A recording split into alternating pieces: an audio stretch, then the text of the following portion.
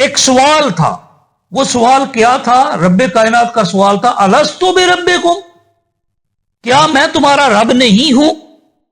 تو پہلا سوال توحید کے بارے میں تھا، پہلا سوال الوہیت کے بارے میں تھا، پہلا سوال ربوبیت کے بارے میں تھا.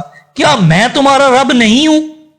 تو سب سے پہلی جو قابل مواخذہ چیز ہوگی دنیا سے جاننے کے بعد بھی اور دنیا میں رہتے ہوئے بھی، وہ ہوگی اللہ تعالی کی الوہیت کا اقرار یا انکار. اسی بنا پر آپ سب جانتے ہیں، ہم بھی جانتے ہیں، ہم سب جانتے ہیں کہ جو قبر میں پہلا سوال کیا ہوگا؟ من ربوں کا. کیا سوال ہوگا؟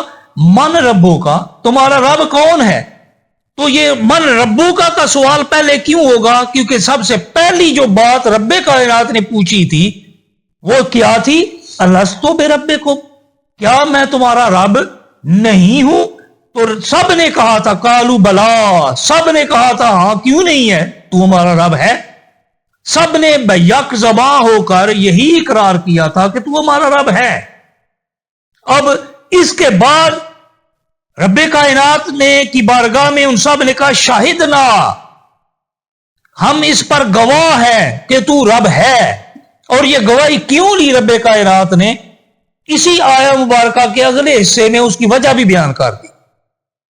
کیوں یہ گواہی دی اور ذریت آدم کو کیوں نکالا گیا اور اپنے رب ہونے کا اقرار کیوں کرایا گیا، یہ گواہی کیوں لی گئی؟ اس کا سبب یہ تھا کہ ان تقولوا یوم القیامت انا کنا عن ھذا غافلین، کہ کہیں یہ نہ ہو کہ قیامت کے دن تم یہ کہہ جاؤ کہ ہمیں تو پتہ ہی نہیں تھا، ہم تو اس سے غافل تھے، ہمیں اس بارے میں کوئی خبر نہیں تھی، ہم اس بارے میں جانتے نہیں تھے. تم یہ نہ کہہ دو کہ ہمیں پتہ نہیں تھا. اب یہ جو اگلے دو باتیں ہیں، دو قول رب کائنات نے نقل کیے کہ ان میں سے ایک معنی تم بناؤ گے. ہم سب کے بارے میں اللہ تعالی ہمیں محفوظ فرمائے. جو نہیں جانتے رب کائنات کو، مانتے نہیں ہیں، وہ دو میں سے ایک معنی بنائیں گے. نمبر ایک کہ ہمیں اس کا پتہ نہیں تھا، ہمیں تو نہیں پتا تھا کہ تو ہمارا رب ہے، ہمیں کسی نے بتایا ہی نہیں، ہم اس سے غافل تھے، ہمیں کیوں نہیں پتا. دوسرا معنی یہ بنائیں گے او تقولوا انما اشرک آباؤنا من قبل، کہ یا تم یہ کہو گے کہ ہمارے باپ دادا نے شرک کیا تھا، ہمارے باپ دادا کی غلطیاں تھیں، ہمارے باپ دادا مشرک تھے، انہوں نے تجھے رب نہیں مانا تھا تو ان کی وجہ سے وَكُنَّا ذُرِّيَّةً مِّن بَعْدِهِمْ، اور ہم ان کے بعد ان کی نسل تھے، ہمیں ان کی باتیں ماننی پڑی، ہم ان کی بات ماننے پر مجبور تھے کیونکہ ہمارے باپ دادا ایسے کہتے تھے. تو تم یہ دوسرا بہانہ بناؤ گے. یہی بہانہ، یہی بات کفار مکہ نے سرکار دو عالم صلی اللہ علیہ وسلم کے سامنے یہ کہا بھی تھا کہ کیا ہم اپنے باپ دادا کا دین چھوڑ دیں، کیا ہم اپنے باپ دادا کا دین چھوڑ دیں؟ تو جب باپ دادا لات منات عزا ہبل کی عبادت کرتے تھے تو انہوں نے اسے چھوڑنے سے انکار کر دیا.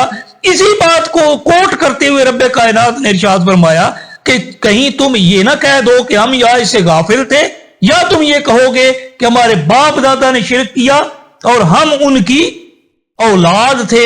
افتہلکنا بما فعل المبطلون، کیا غلط کام کرنے والوں کی وجہ سے تو ہمیں بھی سزا دے گا، ہمیں بھی ہلاک کرے گا؟ یہ تم کہو گے، قیامت کے دن ایسا لوگ کہیں گے. رب کائنات نے سورہ الاعراف آیہ نمبر 172-73 میں ارشاد فرمایا کہ کیا کہ تم یہ دو بہانے بناؤ گے. تو الست کا عہد کیا تھا؟ یاد رکھیے اس الست کے عہد کو کہ کیا میں تمہارا رب نہیں ہوں. جب رب کائنات نے اب اس آدم علیہ السلام کے ذریعے اس دنیا کو آباد کرنا تھا، آباد فرمایا، تو آباد فرمانے کے بعد جب نسل انسانی آگے چلی تو رب کائنات نے اسی کو یاد کرانے کے لیے انبیاء کرام کا سلسلہ شروع کیا، اتمام حجت کے لیے، یاد دہانی کے لیے، ہمیں اور ہمارے باپ دادا کو یہ بات یاد کرانے کے لیے کہ تمہارا رب بھی ہے. یہی وہ یاد کراتے رہے، جیسا کہ سورہ النحل آیہ نمبر 36 میں رب کائنات ارشاد فرماتا ہے وَلَقَدْ بَعَثْنَا فِي كُلِّ أُمَّةٍ رَسُولًا أَنِ اعْبُدُوا اللَّهَ وَاجْتَنِبُوا الطَّاغُوتَ، کہ کیا رب کائنات لقد بعثنا فی کل امت رسولا، ہم نے ہر گروہ میں، ہر امت میں، ہر نسل میں ایک رسول بھیجا۔ کیوں بھیجا؟ کہ تاکہ وہ یہ آ کر یاد کرائے وہ وعدہ جو رب کی بارگاہ میں کیا تھا نا، لستو بربکم، وہ یاد کرنے کا کے لیے، یاد کرانے کے لیے۔ کیا وہ کہتے تھے آ کر؟ ان اعبدوا اللہ، کیا کرو؟ اللہ کی عبادت کرو، اللہ کی عبادت کرو، اپنے رب کی عبادت کرو، واجتنبوا الطاغوت، اور اس کے علاوہ جو جھوٹے رب بنے ہوئے ہیں نا ان سب سے اجتناب کرو۔